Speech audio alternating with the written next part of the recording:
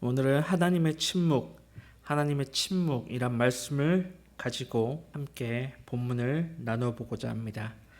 우리는 살면서 크고 작은 일들로 우리 간구를 담아서 간절하게 하나님께 기도를 올리곤 합니다. 그런데 우리가 하나님께 올려드리는 그 기도가 다 응답되면 좋을 텐데, 내가 하나님을 향해서 간절하게 기도하지만 그 기도는 100% 응답되지 않는 것을 우리는 종종 느낄 수 있습니다.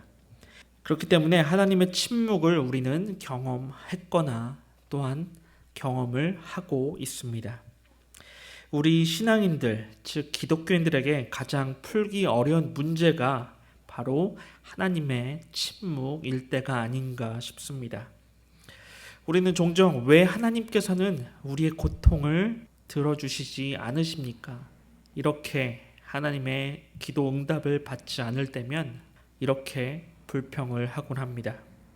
그래도 지금까지 나는 부족하더라도 하나님의 뜻에 따라서 살려고 노력했지만, 그리고 또 하나님의 약속을 믿고서 이렇게까지 살아왔는데 왜 하나님께서는 나의 기도를 응답하지 않아 주십니까? 이렇게 불평을 하곤 합니다. 그리고 나서 우리는 하나님께 또한 불평을 할 때에 하나님, 내가 이렇게 간절하게 기도하는 이 순간을 들으시곤 하십니까? 혹시 저에게 너무 무관심하신 것 아닙니까? 언제까지 내가 하나님께 기도하면서 그 응답을 기다려야 합니까? 이렇게 우리는 신앙적 갈등을 하곤 합니다. 우리 믿는 사람들도 갈등을 겪고 있는데, 믿지 않는 사람들을 상상만 해도 몇 배의 고통을 느낄 수 있을 것입니다. 성경에 보면 많은 믿음의 조상들, 그들에게도 우리와 같은 갈등을 겪고 있었습니다. 오늘 본문의 13편은 바로 이러한 내용을 뒷받침해주는 가장 좋은 예시의 본문입니다. 본문은 여호와여 어느 때까지나이까 나를 영영히 잊으시나이까 주의 얼굴을 나에게서 언제까지 숨기시겠나이까. 이렇게 다윗은 하나님의 침묵에 대해서 대항하며 목소리를 높이고 있습니다. 그렇습니다. 성경에는 이와 같은 기록들이 많이 있습니다. 대표적인 예로 욥을 들 수 있겠는데, 욥은 그 고통 가운데서 왜 내가 이런 고통을 받아야 합니까? 내가 무슨 죄를 지었습니까? 이렇게 하나님께 항의하고 있습니다. 예레미야 선지자는 그가 사랑하는 유다 백성이 그 고통을 받는 것을 보게 되며 하나님은 도대체 어디 계시나이까? 이렇게 호소하고 있습니다. 하박국 선지자는 어떻습니까? 악한 사람은 흥하고 잘 살게 되는데 의인은 고통을 받는 것을 보게 되면서 하나님의 정의는 도대체 어디 있습니까? 이렇게 간절하게 호소하고 있는 것을 우리는 성경을 통해서 알 수 있는 것입니다. 이스라엘 백성은 광야 생활 가운데서, 그 사막 가운데서, 그 더운 사막 그 땡볕 가운데서 물이 떨어지자 하나님께 바로 고민을 털어놓기 시작합니다. 여름 7월 가장 무덥지 않습니까? 7, 8월이면 그 무더운 때에 밖에 나가서 물 없이, 그늘 없이 살아간다고 생각해 보십시오. 얼마나 피곤합니까? 얼마나 덥겠습니까? 그렇기 때문에 이 이스라엘 백성은 그 광야 생활하는 가운데서 물이 떨어지자 하나님께 바로 고통을 호소하고 있습니다. 그러면서 하나님, 애굽에서 잘 살고 있었는데 왜 우리를 이렇게 고통 가운데 내어 놓으십니까? 라고 하나님을 원망하고 있습니다. 심지어 예수님조차 그 십자가상에서 나의 하나님 어찌하여 나를 버리셨나이까? 이렇게 하나님께 고통을 이렇게 절규하고 계십니다. 성경에는 우리가 알고 있던, 그리고 우리가 알지 못한 내용들이 너무나도 많습니다. 이렇게 우리의 이성과 지식으로는 알 수 없는 부분들을 우리는 신비스럽다라고 표현하고 있습니다. 즉 미스테리라고도 하죠. 이 모든 미스테리 가운데서 가장 어렵고 이 풀 수 없는 미스테리가 바로 하나님의 침묵일 것입니다. 성경은 하나님의 침묵에 대해서 그 어디에도 시원한 답변을 내어주고 있지 않습니다. 따라서 지금까지 많은 신앙의 조상들이 바로 이 주제에 대해서 하나님의 침묵에 대해서 고민하였고 또 많은 사람들이 하나님의 침묵 가운데서 넘어지고 시험당하였습니다. 우선 우리가 가지고 있는 이 신앙에 대해서 많은 오해 가운데서 가장 큰 오해가 세 가지가 있는데 함께 살펴보고자 합니다. 첫 번째로는 이 오해는 믿음을 가지면 만사 형통되고 이 모든 것이 해결될 수 있다라는 것입니다. 물론 하나님께서는 우리 믿는 자들에게 과거 믿음의 조상들에게 복을 허락하시며 그 성경은 그 기록들을 우리에게 분명하게 약속하여 주셨습니다. 그러나 이 믿는 자의 축복은 바로 하나님의 은혜 가운데 허락하여 주시는 축복인 것임을 믿으시기 바랍니다. 그렇기 때문에 이 복 자체가 믿음의 목적은 아니라는 것이죠. 마가복음 8장 34절에서 예수님을 따르려면 누구든지 자기를 부인하고 자기 십자가를 지고 나를 따르라 이렇게 명령하셨습니다. 예수님은 그 당시 예수님을 믿는다는 것 자체가 현실적으로 그 축복을 얻게 된다, 복을 받는다, 돈을 많이 번다 아닌 것입니다. 이러한 것들과는 정반대의 생각이죠. 오히려 고난과 그들의 생명을 각오해야만 했었습니다. 두 번째로 이 오해는 모든 고통이 이 죄의 결과라고 생각되어진다는 것입니다. 물론 하나님께서 죄 지은 자들, 즉 죄인들에게 반드시 벌을 허락하시고 계십니다. 그러나 모든 고통이 다 죄인들의 결과만을 나타내는 것은 아니라는 것이죠. 오히려 하나님께서 우리에게 더 큰 복을 주시기 위한 죄라는 것으로 하나님께서는 우리에게 우리를 연단하시기 위해서 고통 가운데 우리를 연단하고 계신다는 것을 믿으시기 바랍니다. 그 대표적인 예가 의인이었던 욥이란 인물이었습니다. 그는 죄 없이 고통당했고 또한 예수님께서도 죄 없이 말할 수 없는 고통을 십자가 앞에서 십자가 상에서 당하셨습니다. 마지막으로 함께 나눠볼 이 오해의 단어는 우리의 모든 기도를 하나님께서 그대로 전부 다, 즉 예스라는 응답으로 허락하여 주신다는 것입니다. 하나님께서 우리의 기도를 들어주심은 전적으로 하나님의 주권인 것이죠.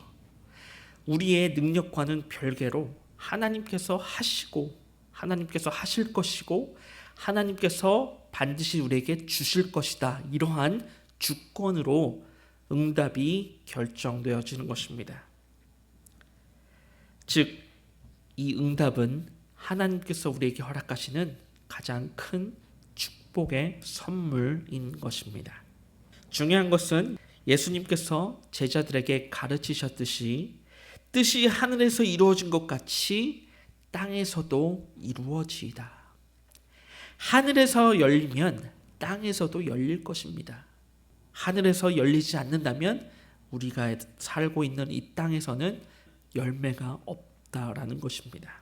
우리가 간구한 기도는 하나님의 뜻 가운데 들어주시지 않는 경우도 분명히 있다라는 것을 우리는 꼭 기억해야 할 것입니다. 빌리 그레함 목사님은 기도는 바로 세 가지로 응답할 수 있다라고 설교 중에 말씀하셨습니다. 첫 번째로는 yes라는 것입니다. 기도는 그대로 들어주신다. 그리고 두 번째는 no. 즉 기도했지만 이루어지지 않는 것이라 라고 말씀하셨습니다. 세 번째로는 wait.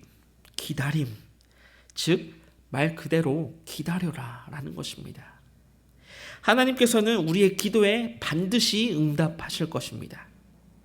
그 어느 응답을 주시는가는 시간 싸움인데 바로 그 시간 싸움이 우리의 믿음을 테스트한다라고 생각하시면 우리가 그 응답에 대한 기다림을 충분히 인내하며 기다릴 수 있게 될 것입니다.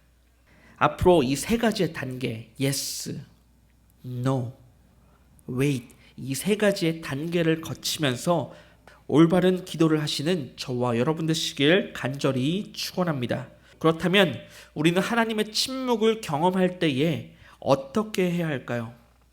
성경을 바탕으로 해서 세 가지로 요약해 보았습니다. 첫째, 우리는 여전히 기도해야 한다라는 것입니다. 그 결과 하나님께 맡기고 우리는 계속 간절한 마음으로 기도를 해야 한다라는 것이죠. 우리 가운데 고통받고 있는 성도가 있다면 합심하여 중보하며 기도해야 할 것입니다. 그렇기 때문에 기도는 그 하나님의 감동을 이끌어낼 수 있는 도구인 것입니다. 이사야 38장 말씀에 하나님께서는 히스기야 왕에게 내가 죽고 살지 못하리라 이렇게 죽음을 선포하여 주십니다. 얼마나 두려웠을까요? 그러나 이 히스기야 왕은 그냥 묵묵히 그 죽음을 바라보지 않았습니다. 히스기야 왕은 간절한 마음으로 그 눈물로 기도하였던 것이죠. 하나님께서는 내가 내 기도를 듣고 내 눈물을 보았노라.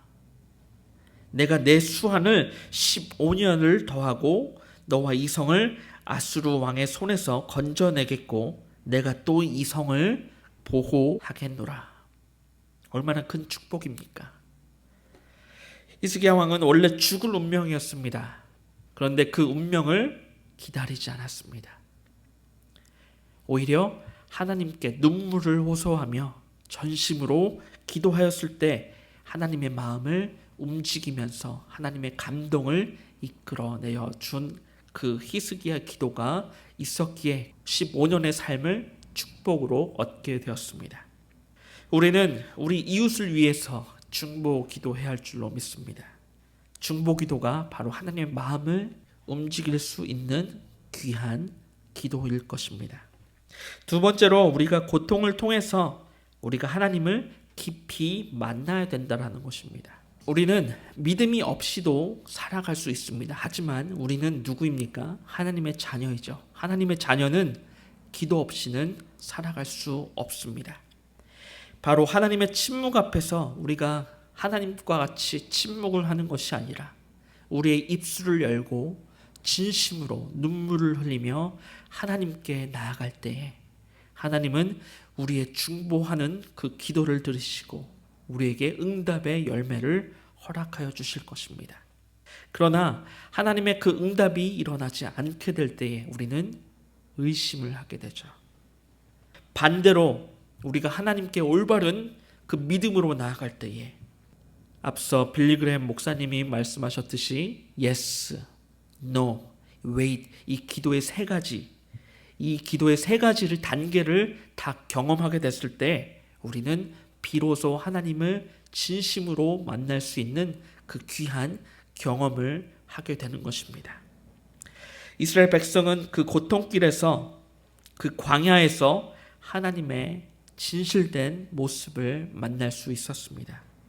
어둠이 깊을수록 빛이 밝게 보여지고 절망이 깊을수록 그들의 소망은 간절해졌습니다. 마찬가지입니다. 우리가 고통받을 때에 이 2021년 코로나 바이러스가 한창인 이 2021년에 우리가 믿음을 저버리고 우리의 삶대로 우리의 바람대로 나아간다면 우리는 영원히 일어날 수 없을 것입니다. 바로 이때가 우리 영혼이 하나님을 진심으로 만나야 할 때일 줄로 믿습니다. 하나님께 더욱 간절한 의지가 보여야 할 때인 것이죠. 그렇기 때문에 우리의 간증을 통해서 하나님을 만나는 그 간증을 통하여서 우리가 하나님께 더욱더 하나님의 증인으로 살아가야 할 줄로 믿습니다. 세 번째로는 성경이 우리에게 약속하고 있는 것은 고통 없는 세상이 아니라 바로 고통 가운데 주님께서 날마다 함께 하신다라는 것입니다. 임마누엘 하나님, 즉 하나님이 우리와 함께 하신다는 약속인 것이죠. 마태복음 14장은 풍랑을 만나 그 조각배 위에서 죽을 지경에 빠진 예수님의 제자들 이야기가 나오게 됩니다. 베드로는 물 위로 뛰어내려 예수님께 나아갑니다. 그가 그의 눈의 초점을 예수님께 향했을 때는 충분히 자유롭게 그 물 위를 걸을 수가 있게 되었습니다. 하지만 예수님의 그 시선에서 벗어나게 되자 그는 물속으로 빠지게 되었죠. 이처럼 우리의 시선이 하나님께 향하고 있을 때는 우리가 어떠한 풍랑과 유혹과 시험을 맞닥뜨린다 할지라도 반드시 안전하게 하나님께 향할 수 있게 될 것입니다. 하지만 우리 시선이 하나님이 아닌 예수님이 아닌 이 세상의 눈으로 바라보게 됐을 때 우리의 삶은 절망 가운데 하나님의 침묵을 경험하며 우리의 인생을 탓하고 오히려 하나님을 저주하게 되는 죄인이 되어갈 것입니다. 이처럼 우리의 삶도 마찬가지입니다. 풍랑 없는 인생은 없을 것입니다. 그러나 이 풍랑 가운데서도 주님은 우리와 함께 하시는 임마누엘의 하나님을 믿으시기 바랍니다. 인생의 풍랑 가운데서 우리와 함께 하시는 그 주님을 의지하고 그 우리의 풍랑, 우리의 실패, 우리의 걱정, 우리의 생각들을 하나님께 올바르게 놓아야 할 것입니다. 오늘 본문은 내가 주의 인자하심에 의지하리라 이러한 결론을 맺고 있습니다. 하나님의 침묵을 경험하며 이 세상 풍파들을 만날 때에 분명히 메시지가 있습니다. 오늘 시편 기자는 이 고통 가운데서 하나님께서 나를 후대하셨다 이러한 고백으로 오히려 감사로 하나님께 나아가고 있습니다. 바로 하나님께서 우리에게 베풀어 주신 그 은혜를 경험하시길 주님의 이름으로 축원합니다. 바로 이때에 바로 그 하나님께서 우리의 초점을 두시고 세상 풍랑을 기도로서 이겨나가시는 저와 여러분 되시길 주님의 이름으로 간절히 축원합니다. 기도하시겠습니다. 하나님 아버지 감사를 드립니다. 주님께서 기억하사 주의 은혜가 넘치는 하루를 시작하도록 주님 축복하여 주시옵소서. 주님의 선하심으로 지난 밤 가운데서 우리를 지켜주셨고 오늘 하루도 지켜주실 줄 믿습니다. 주여 구하옵나니 이날도 거룩하신 주님을 경배하고 찬양하고 예배하는데 우리를 온전히 사용하여 주시옵소서. 나의 생각과 나의 말과 나의 행동 중 그 어느 하나도 주님을 섬기는 일에 어긋나거나 주님의 뜻을 거르지 않게 하여 주시옵소서. 하루의 모든 삶이 주님께 영광이 되고 이웃들에게 유익이 되게 하여 주시며 오히려 주님을 섬기는 나의 모습이 우리의 이웃들에게 좋은 본보기가 되기를 간절히 원하오니 우리의 모든 생각과 감정, 우리의 모습을 주의 은혜로 다스려 주시옵소서. 주님께서 이 세상에 빛을 주심으로 햇빛으로 땅의 생명들을 살아 숨쉬게 하신 것처럼 나의 영혼 가운데서도 성령의 빛으로 비춰 주시어서 주님이 원하시는 의의 길로 인도하여 주시옵소서.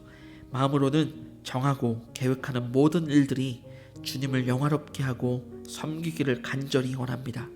땅의 삶을 위하여 수고하며 먹을 것과 입을 것을 위해 애쓰는 가운데도 이 모든 것을 위로 내 마음을 들으시어서 주님께서 약속하신 그 축복된 하늘의 삶을 바라보게 하시고 마귀의 모든 공격 가운데서 나를 지켜 강한 군사로 세워주시며 끊임없는 우리를 그 둘러싸는 이 세상의 모든 위험으로부터 보호하여 주시옵소서.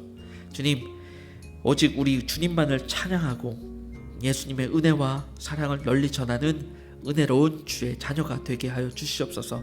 그렇게 해주실 주님을 간절히 의지하며 이 모든 말씀 우리 주 예수 그리스도의 이름으로 간절히 기도드리옵나이다. 아멘.